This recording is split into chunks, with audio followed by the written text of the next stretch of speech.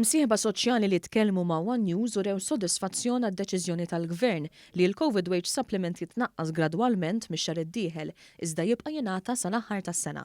It-tnaqqis se jsir skont l-impatt fuq id-dħul tal-kumpanija li jfisser li l-għajnuna se tibqa' hemm għal min ikollu bżonn. Il-President tal-Assoċjazzjoni tal-Lokandera u r-Ristoranti Tony Zara spjega kif mintilef iktar minn 55% fil-beħ tiegħu, jiġifieri l-aktar jum mill-quta, se jibqgħu jirċievu l-benefiċċju b'mod sħiħ.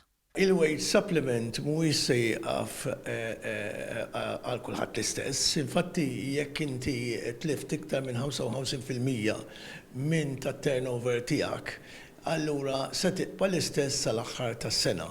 Però jekk inti ma tliftx 55%, allura se jiġi dak il ngħidulu tapered off. Il-President tal-Kamra tal-Kummerċ Marisa Xwiereb qaltilna illi dan it-tapering se jevita sitwazzjoni ta' xokk lill-ekonomija. L-ewwel ħaġa importanti li nifhmu li l-wage supplement ma jistax jibqa' mal dejjem, jiġifieri ma nistgħux insiru dipendenti fuqu bħala settur privat għall-futur li ġej. Huwa fatt li hemm kumpaniji li għad għandhom bżonn l-għajnuna u naħseb li t-tapering jagħmel sens f'dal kuntest li ma jkunx hemm xokkijiet fis-sistema u li l-wage supplement jonqos b'mod gradwali. Il-Kap Eżekuttiv tal-Kamra għan-Negozji Żaru Medji Abigail Mamo stqarret kemm kien importanti li l-Gvern jikkonsulta mal-imsieħba soċjali biex wasal għal din id-deċiżjoni.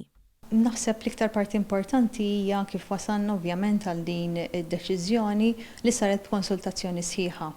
Rajna meta l-businesses l-iktar li jistaw jassorbuha din il-ħaġa li jistaw jieħdu din il-change ta' tapering għax ħatkun qed tfisser għal ammont ta' negozji inqas għajnuna minnaħa tal-Gvern fuq il-wage supplement, però saret b'ħafna diskussjoni, saret b'mod li l-aktar il-pajjiż u n-negozji setgħu isostnu.